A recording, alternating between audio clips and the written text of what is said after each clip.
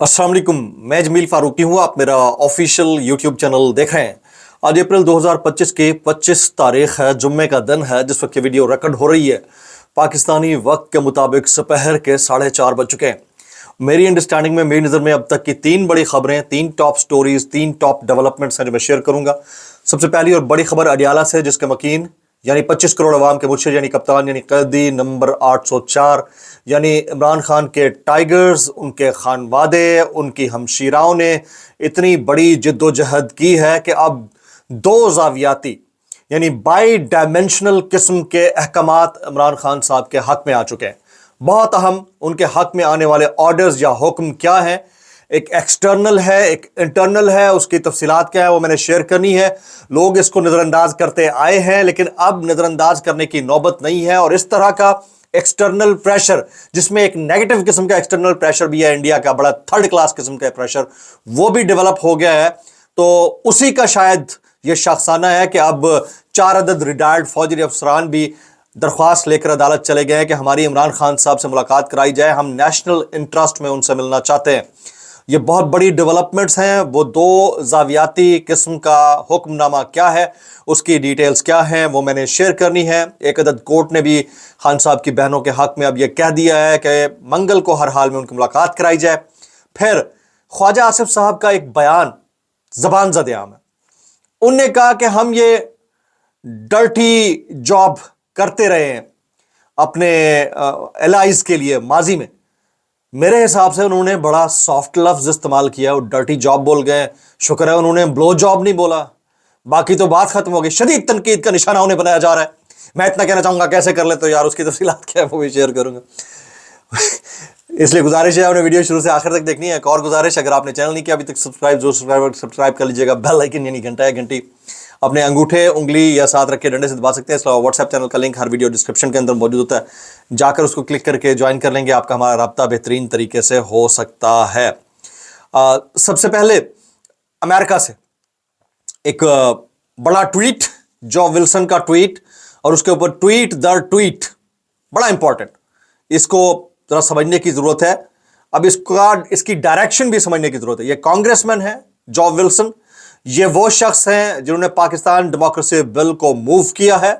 अब ये उसके पास होने की बात कर रहे हैं और हमारे मुल्क के अंदर जो फस्तायत है उसको जवाज बनाकर इंस्टेबिलिटी को जोड़ रहे हैं मकबूजा कश्मीर और इंडिया के साथ। हालांकि ये बहुत अफसोसनाक है, नहीं होना चाहिए, मैं इसको कंडेम भी करता हूं, लेकिन जो हालात हैं वो इसी तरह के। वो कहते हैं the destabilisation in Pakistan has led to the deadly terrorist attack in India. Democracy, पहले इनको क्रेडिट कर लेना चाहिए, इंडियन ऑक्युपाइड कश्मीर है वो। Democracy must be restored in Pakistan for stability. ये अच्छी बात कही है उन्होंने कि पाकिस्तान के अंदर जो स्टेबिलिटी के लिए जमहूरियत को रिस्टोर किया जाना चाहिए।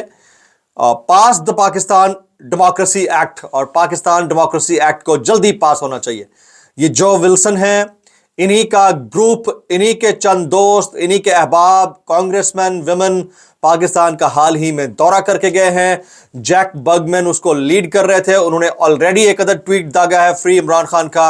आज जो विल्सन ने यह कर डाला है, यह बड़ा इंपॉर्टेंट है, इसको आप नजरअंदाज नहीं कर सकते। ये एक्सटर्नल वो वाला फैक्टर है जो कि न्यूट्रल स्टेट्स है उनकी तरफ से। एक ऑलरेडी एक्सटर्नल जो प्रेशर है, हम बिला वजह का अपने गले ले बैठे। चंद एक बयानात के बाद जाहिर है कि फिर लोग तो मौका देख रहे होते ना, ताड़ रहे होते ना, मौका मिले और आप उनके ऊपर फॉल्स फ्लैग कर डालो। तो इंडिया ने वही फॉल्स फ्लैग कर डाला। वो अफसोसनाक जरूर है, लेकिन इसका जवाब पाकिस्तान की रियासत मुंह तोड़ दे सकती है, दे रही है, और अपने मकबूल लीडर को साथ मिलाकर और ज्यादा अच्छा जवाब दे सकती है। जहां तक सवाल इस क़यादत का है जो 18 सीटों के ऊपर बैठी हुई है, अब एक इंटरनेशनल टीवी को इंटरव्यू देते हुए ख्वाजा आसिफ साहब, स्काई न्यूज़ को इंटरव्यू देते हुए ख्वाजा साहब ने कहा कि हम पिछले 30 साल में डर्टी जॉब करते रहे इन ममालिक के लिए, टेररिस्ट की नर्सरियों के हवाले से। It was very awful. मैं ये कहना चाहता हूं कि आपने डर्टी जॉब क्यों बोला, पता नहीं आप कहां से उठ के आए होंगे। ब्लो जॉब बोल लेते सीधा सीधा, माजरत के साथ, ख्वातीन भी देख रही होंगी उसको। मतलब अगर आपने इतना ही गिरना है तो थोड़ा सा और गिर जाते। आपने इतना क्यों आपने इज्जत अफजाई की मुल्क की। शदीद तनकीद का निशाना बनाया जा रहा है ख्वाजा आसिफ को। तो ये तो लेवल है इनका। जब आप कागजों से देख देख कर बयानात दे रहे होंगे, आपको इस वक्त उस शख्स की जरूरत है جو شخص یہ بولتا تھا کہ ہم جواب دینے کا سوچیں گے نہیں، ہم جواب دیں گے، will not think to respond, will respond. and he is Imran Ahmed Khan Niazi, jail کے اندر ہے. تو یہ والی چیز جو ہے یہ بھی کھل رہی ہے. آج ایک تیسری امپورٹنٹ چیز ہوئی ہے، وہ ہے بہت ہی امپورٹنٹ. ایک تو پاکستان تحریک انصاف کی مرکزی قیادت کا یوم تاسیس کا معاملہ تھا، اس کے بعد آج جو ہے وہ chairman P T I barrister Gohar Aleema Khan اور دیگر کی قائم مقام چیف جسٹس سرفراز ڈوگر سے ملاقات ہوئی ہے. 30 منٹ تک یہ ملاقات جاری رہی. منگل کو عمران خان سے فیملی اور وکلا کی ملاقات ہو جائے گی، یہ یقین دہانی کروائی گئی ہے معزز عدلیہ کی جانب سے، اور چیئرمین پی ٹی آئی یعنی عمران خان صاحب کی ملاقات ہوگی. اس کے اوپر کامنٹ کیا انہوں نے قائم مقام چیف جسٹس سے ملاقات کے بعد اسلام آباد ہائی کورٹ کے باہر. That is a very important indeed and other development.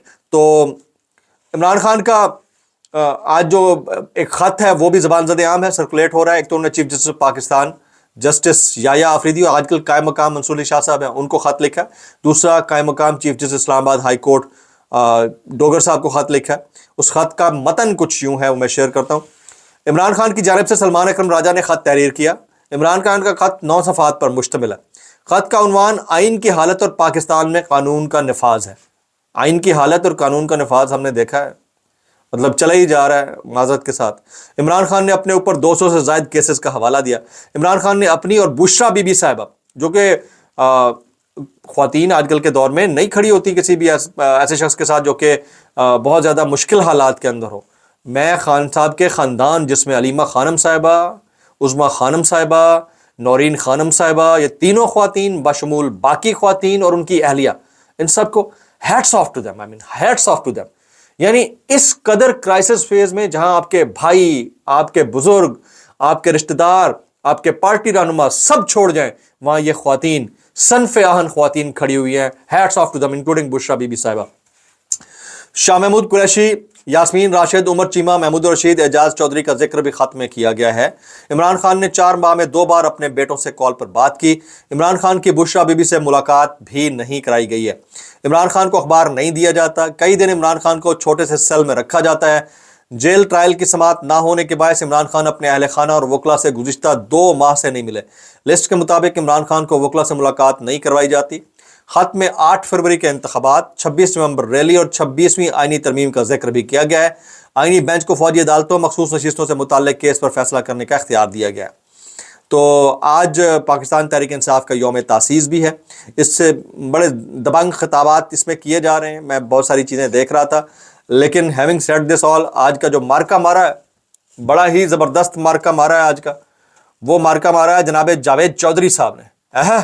میں کہنا سی اشکے بھی اشکے، اللہ بھی اللہ. آپ خوش ہو جائیں، اللہ اللہ خوش ہو جائیں گے بابا، چھاتی ہو. سنیں ذرا، سنیں. انڈیا نے چناب، راوی اور جہلم پر جو ڈیم بنائے ہیں، پاکستانی طیارے اب ان کو اڑا سکتے ہیں، یعنی اڑا کے رکھ دیں گے. جیسے ہی ڈیم اڑ جائیں گے پانی پاکستان کی طرف رواں ہو جائے گا. مطلب یہ جذباتیت کی حد تک تو ٹھیک ہے، پیٹریاٹزم کی حد تک تو ٹھیک ہے، ان کی مہربانی ہے. بھائی جان آپ نے یہ کہا کہ یہ جو ڈیم بنائے گئے ہیں پاکستانی طیارے ان کو اڑا دیں گے. آپ نے یہ نہیں کہا کہ ہم یہاں سے پھونک ماریں گے، ڈیم اڑ جائیں گے، ان کے ایئر بیسز اڑ جائیں گے اور اس کے بعد وہاں سے سب کچھ ہمارے پاس آ جائے گا انڈیا پاکستان کا. یہ شکر ہے یہ نہیں کہا انہوں نے. مطلب اس لیول کی، اچھا اس سے بھی اہمکانہ گفتگو انڈین میڈیا کے اوپر ہو رہی ہے. اس سے بھی اہمکانہ، ناقابل برداشت، چتیا پے کی گفتگو. مطلب انڈیا کے چینلز آپ دیکھ لیں، میرے پاس 26 کالز آئیں کہ آپ ہمارے پروگرامز کا حصہ بنے. میں نے کہا میں یہ وار مونگرنگ جیسے نیوز چینلز کا پروگرام کا حصہ نہیں بن سکتا. I can not. مجھے پتا ہے کہ ہم سینسبل لوگ ہیں، دونوں نیوکلیئر سٹیٹس ہیں، بیوقوفی والی بات نہیں کر سکتے. جو بولنا ہے میں اپنے یوٹیوب چینل کے اوپر بولوں گا. اچھا تو یہ اب انتہائی جو کامنٹ تھا نا جاوید چودھری صاحب کا، اللہ ہی ایک، اچھا اس سے بھی بڑھ کر نیکسٹ لیول کا کامنٹ جو ہے نا وہ خواجہ آصف صاحب کا. وہ کہتے ہیں خواجہ آصف کے اسکائی نیوز کو انٹرویو پر سخت رد عمل آیا. جی اچھا انہوں نے انٹرویو میں بولا کیا؟ وہ کہتے ہیں ان سے سوال ہوا، سر آپ یہ تسلیم کرتے ہیں کہ پاکستان کا ایک طویل عرصے سے ان دہشت گرد تنظیموں کی پشت پناہی کا ریکارڈ رہا ہے؟ یہ ملک کا وزیر دفاع سے سوال ہو رہا ہے. آگے سے جواب کیا دیتے ہیں دیکھیں، یہ ہم ڈرٹی ورک، ڈرٹی جاب امریکہ اور مغرب کے لیے 3 دہائیوں سے کر رہے ہیں. ہماری غلطی تھی، ہم اسے بھگت رہے ہیں. سر آپ نے سارا اپنے اوپر رکھ لیا. عمران خان نے ایک دفعہ اسامہ بن لادن سے متعلق کامنٹ کیا تھا, تہس نہس کر کے رکھ دیا تھا ان کو. جرمنی جاپان کی سرحد ان سے غلطی سے مل گئی, پوری دنیا چڑھ گئی ان کے اوپر. یہ بندہ کیا بول رہا ہے؟ میں پھر کہتا ہوں بھائی, آپ نے dirty job, dirty work, dirty job کیوں بولا؟ بلو جاب بول دو سیدھا سیدھا یار. تھوڑا عزت سے نام لے دیتے اور دکھا دیتے کہ ہمارا لیول کیا ہے, ہم کیا ہے, کیا ہم کوئی طوائف خان ہے؟ شرم آنی چاہیے. میں کہتا ہوں مطلب ہمیں اس چیز کا ادراک ہونا چاہیے کہ we are a nuclear state. کچھ کر بھی ڈالا ہے نیشنل انٹرسٹ میں تو ایٹ لیسٹ لحاظ یہ ہونا چاہیے کہ آپ انٹرنیشنل ٹیلی ویژن کے اوپر بیٹھے ہیں, اور آپ کا یہ امیج انڈیا کے اندر, دوسرے ممالک کے اندر جو ویسے ہی آپ کے خلاف پر تول کر بیٹھے ہوں گے, کیسا بنے گا. بلاگ سے اتنا ہی, دعا میں یاد رکھیے گا. السلام علیکم ورحمۃ اللہ وبرکاتہ.